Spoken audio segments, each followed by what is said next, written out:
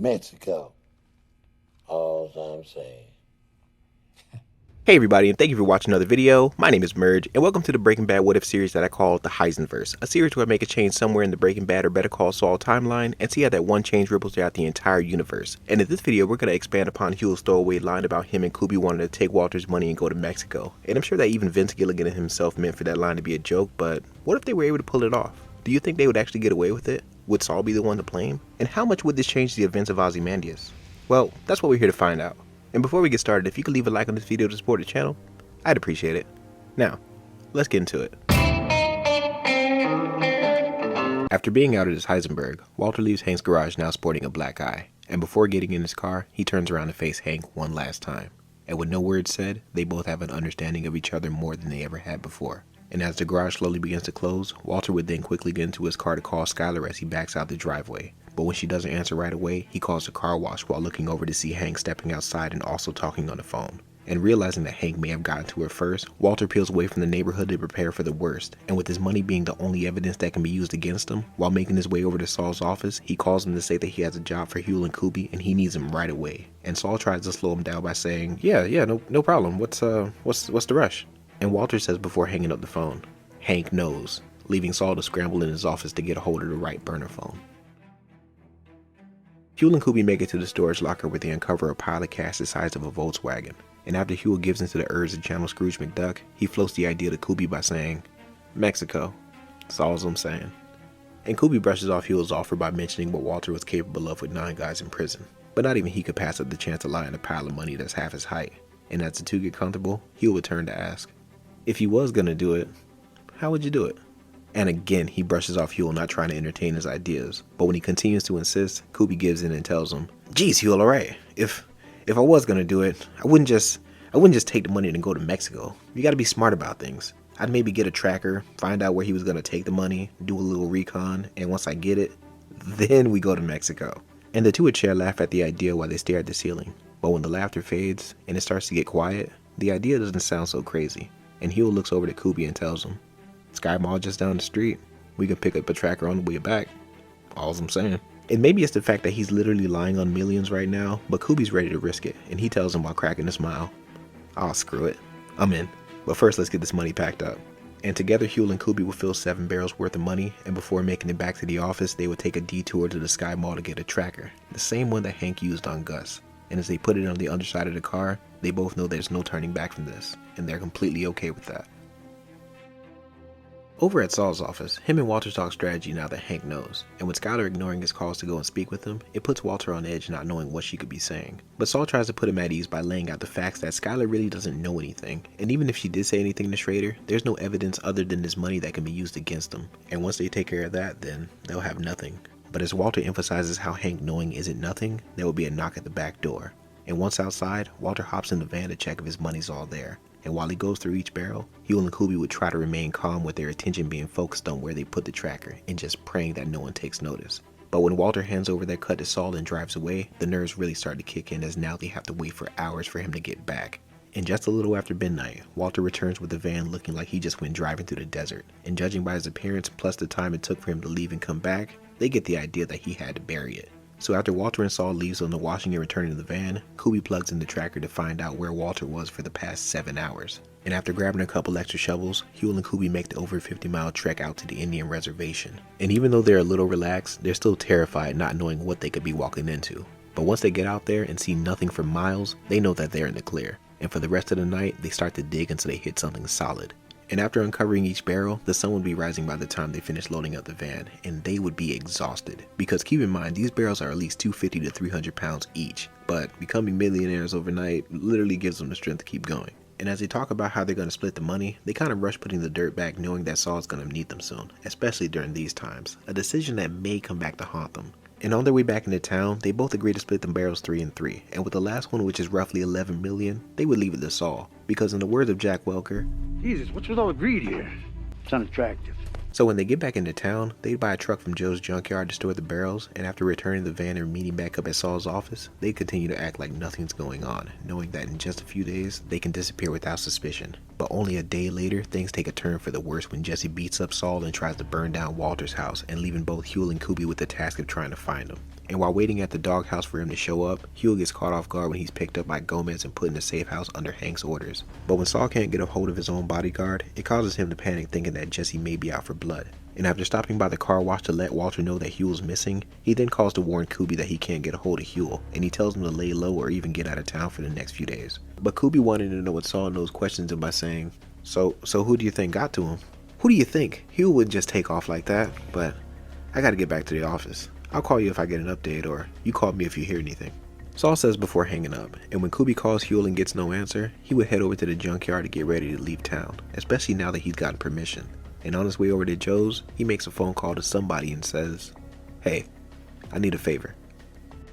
But over at the safe house, after Hank lets him know that he's aware that Walter's Heisenverse, he tells the story of Walter going on a killing spree, and he's been using Saul to give up anyone considered to be a loose end, especially those who may know where his money is. But Huel continues to play dumb and not admit to anything. It's only until Hank shows him a picture of Jesse, who seemingly got his brains blowed out, that his demeanor would change as he starts to rock nervously. But as terrified as he is, he's not about to tell him himself. Instead, he gives a couple vague clues about the van they used and the amount of barrels they filled, while emphasizing that's all he knows.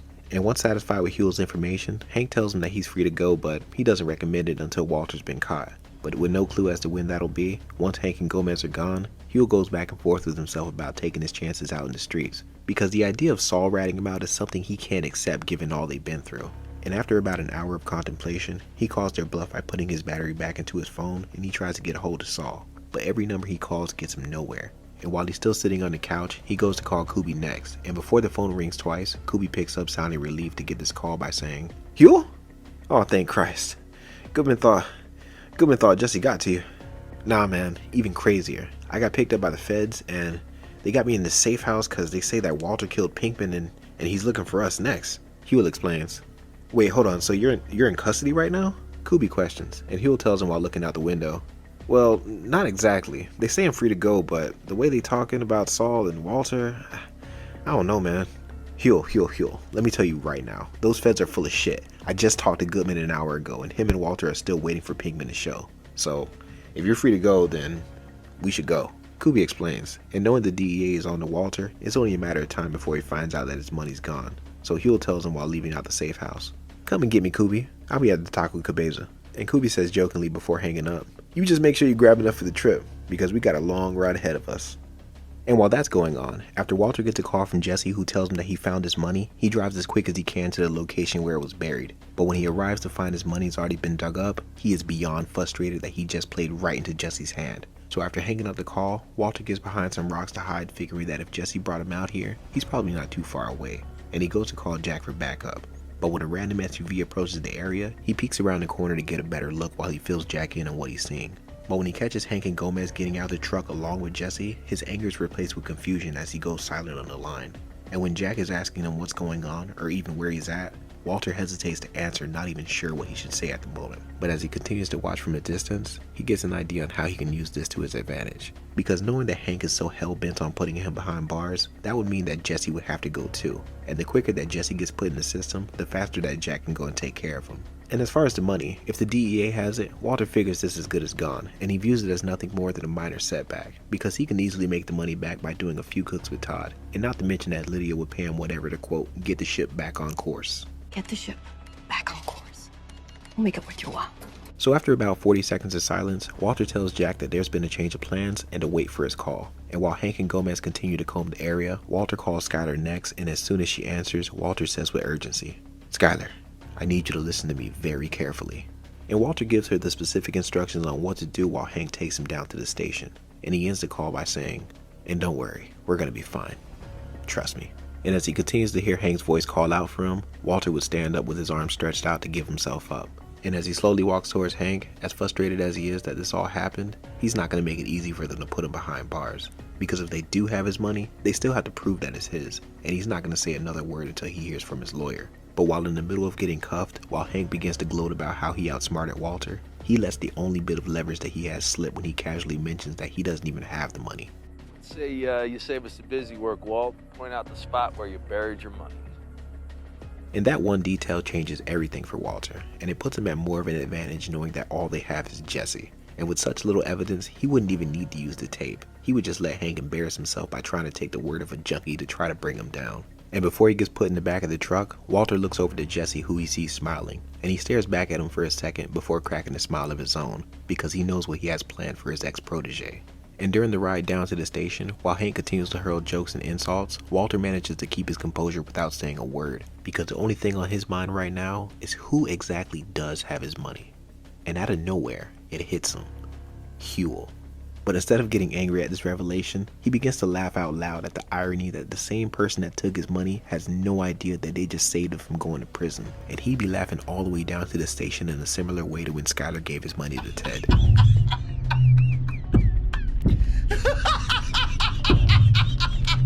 Over at Saul's office, he's in the middle of shredding everything, and no matter how many times his phone rings, he continues to ignore all calls coming his way. He then has Francesca leave to get rid of the bags of shredded paper, but waiting outside his office with her baby would be Skyler White, who demands to speak to Saul right now. And with this being Francesca's last day, she doesn't even care to stop her and just lets her in. And right as Saul pulls out the vacuum repair card, he gets a little startled by Skyler when she walks through the door. But when she fills him in on what's going on with Walter and the plans that he has in place, she hands him a paper with a number on it and tells him. Walt says that once Pinkman gets in the system, call that number and ask for Jack. And as Saul takes the card, they both have an understanding on what this means for Jesse. Then she asks about Walter while saying with concern, "So you're gonna get him out, right, Saul?" "Hey, I'll do more than that. This thing's being held together by a junkie and some drug money, so as long as Walt stays quiet, I'll have him out by dinner time." But Skyler stands a little apprehensive at his nonchalant attitude, saying, "So, what's gonna happen now?" "What happens now is you're gonna go over to your little car wash and do what you normally do, but I cannot stress this enough. You know nothing and deny everything," Saul says with assurance. And as she gathers her things to leave, Saul tells her while flipping through papers, "And there is one more thing." "What is it?" she says, turning back to face him.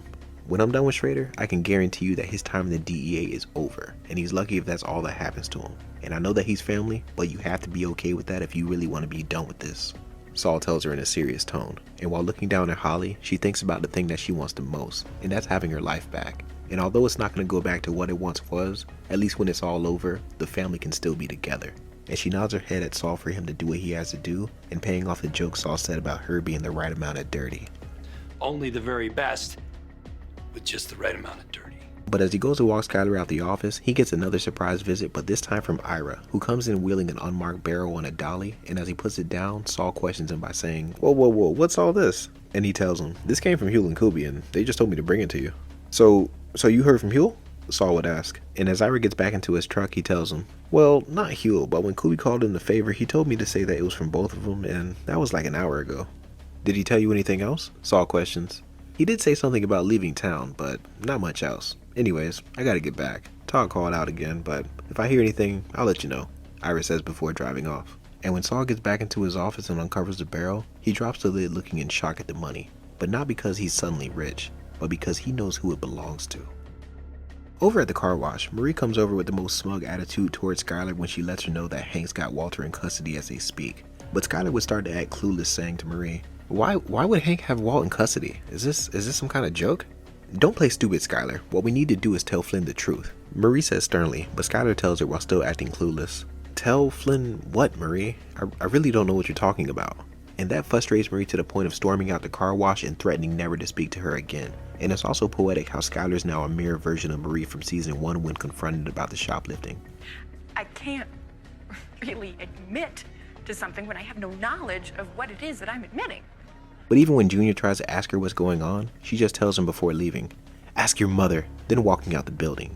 And when he turns to his mom to see her coming out the office, he'd ask her, "Mom, what's going on with Aunt Marie?" And Skyler responds saying, "It's about your father." And she would tell Junior just enough of the truth to convince him that there's no way his father can actually be a drug kingpin, and he would stand in defense of his dad right alongside his mother. And on their way back home, Skyler can't help but feel that she made the best decision for her family. And even though it's not going to be back to the way it once was, at least the family will still be together. Hank arrives at the station and would have both Walter and Jesse each placed in an interrogation room. And other than the maniacal laughter from earlier, Walter has invoked his right to remain silent, even refusing his phone call. He's just been glancing over to the clock every few minutes, looking to be waiting for someone. And despite the fact that they have Jesse and a bone-chilling confession, the one thing that they don't have is the most important piece of the puzzle: evidence. And when Hank is brought in front of his boss to explain himself, he tells him, "I know this sounds crazy, but this is the person we've been looking for. He's Heisenberg." "Hank, for the love of God, Please tell me you have evidence, his boss tells him. Well, solid evidence? Not yet, but with Pinkman's story... Stop, wait. Are you telling me that your own brother-in-law is Heisenberg, and you arrested him, but the only thing that you have as far as evidence is a story of a junkie who's currently out on bail? Is that what you're telling me right now, Hank? His boss angrily questions, and things only get more heated when Saul Goodman enters the station, because he also points out the highly illegal arrest and false accusations against his client, not only demanding that Walter gets released right away and all charges be dropped, but also threatening legal action against Hank and the DEA.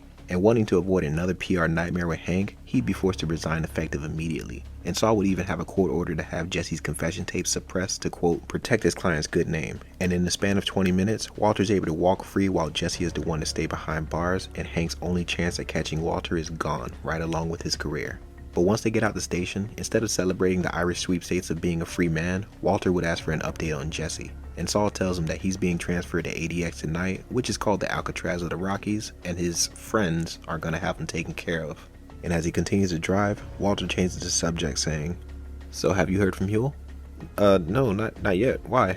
Saul nervously questions while trying to avoid eye contact with Walter, who's almost staring into his soul before saying, "I think we both know why." And Saul begins to feel anxious while denying having anything to do with it. But in the middle of all his babbling, Walter shuts him up, saying, "Saul, stop talking. If I thought you had something to do with this, we wouldn't be having this conversation right now. But I am going to need your help in tracking him down. That's not going to be a problem for you, is it?" And Saul is quick to respond, telling him, Of course not. I have just a guy. Well, I have a guy that knows a guy." And Walter says while looking out the car window, "Good, because we got a lot of work to do." During the late hours of the night, a prison bus is on its way over to a maximum security prison, and on the bus along with the other convicts would be a defeated Jesse Pinkman. And as he looks around to see the various faces on the bus, he can't help but have a bad feeling about what's going on. And suddenly, the person behind him would wrap their chains around his neck and begin to strangle him. And as he struggles to fight back and scream out for help, nobody on the bus comes to his rescue, not even the guards. They would all just bear witness to Jesse Pinkman being strangled to death before he ever makes it to a prison cell. And in the middle of the night, while looking at his pool, Walter receives a phone call from Jack telling him that the job's been done. And Walter says before ending the call, the first cook will begin tomorrow. And for the next few months, while he waits for Saul to track down Huel, Walter and Todd begin to cook so much that he more than makes up for the $80 million that was taken from him. And for the second time in a year, he retires yet again. And he leaves the operation to Todd, whose meth is just as good as his at this point. And after going their separate ways, to further solidify his retirement, Walter decides to move his family to the next town over and open up a second car wash to expand the legitimate side of his business. But a few days after he moved, that's when he stopped hearing from Saul, and he decides to take a drive back into town to get an update. But the moment he pulls into the strip mall, he notices that something's off. It's only until he goes to park that he sees that Saul's office has been reduced to nothing more than a toilet in the middle of the room. Even Saul's Cadillac is still there, but it just looked like he just disappeared.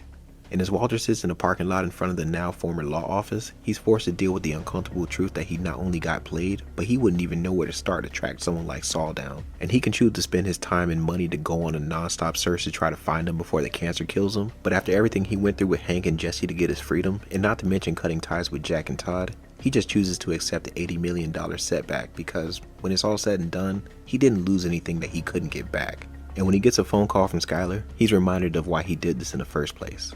Family. And once he answers the phone, he says while driving away, "I'll be right there, Skylar."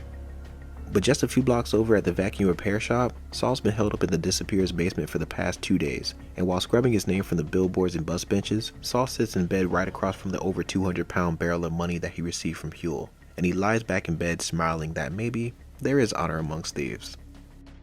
But many miles away in the small town in Mexico, Huel and Kuby's made a pretty good lives for themselves. And after putting their money together to buy a mansion big enough for the both of them, you would think that every day is a party for them. But the lavish lifestyle they made is hard to enjoy when every 5 seconds they're looking over their shoulders for Walter or one of his neo-Nazi friends. And after months of drug use and paranoia, eventually there will be a divide between the once good friends. And it'll only be a matter of time before one of them shoots first. Hey everybody, and thank you so much for watching this video, and I really hope you enjoyed another story from the Heisenverse. And could you imagine if this actually happened in the series? Walter White would be untouchable, from destroying Hank's career to literally having no one else to fight. And other than Jesse being killed on the prison bus, I'd say it's a pretty good outcome for everybody. Besides, it wouldn't be a Heisenverse video if I didn't kill Jesse every now and then.